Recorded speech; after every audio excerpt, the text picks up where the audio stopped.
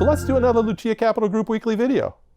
Now, the Roth IRA was made available to us back in 1998, and for many people it's been a useful tax advantage tool to help save for retirement. Now, if you're unfamiliar with the Roth IRA, it works like this.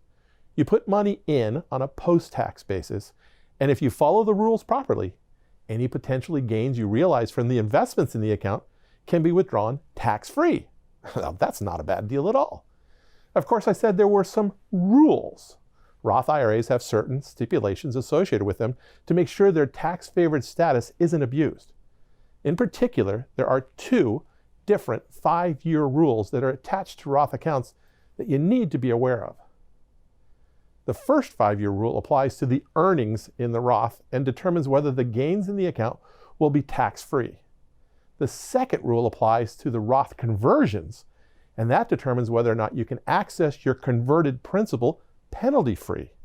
You really need to know about both. Now, regarding the first 5-year rule, in order for the earnings in the Roth IRA to come out tax-free, 5 tax years must pass from when your first contribution was made to any Roth IRA you own.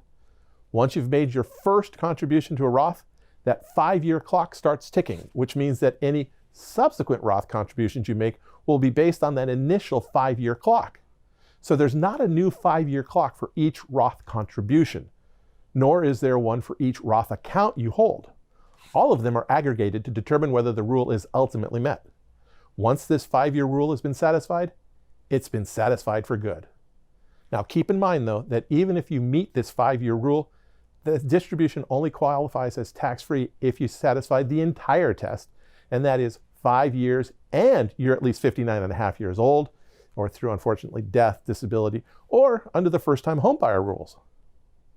Now, the second 5-year rule is associated with Roth conversions from pre-tax retirement accounts, and it dictates whether your withdrawals of that converted principal are penalty-free or not. And unlike the first rule for contributions, each converted amount has its own 5-year clock. So you could have multiple clocks running if you've made multiple conversions. And once you make withdrawals from Roth conversions that come out on a first-in, first-out basis, contributed principal first, then converted principal with the oldest conversion first, then earnings. But the cool thing is that once you reach age 59.5, this 5-year rule goes away, because being over age 59.5 is itself an exception to the penalty.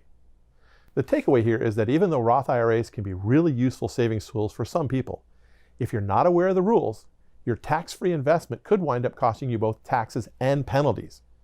Now, if you need guidance on this or any other tax strategy, just give us a call or contact us right here through our website. We do this every single day, and we're always here to help.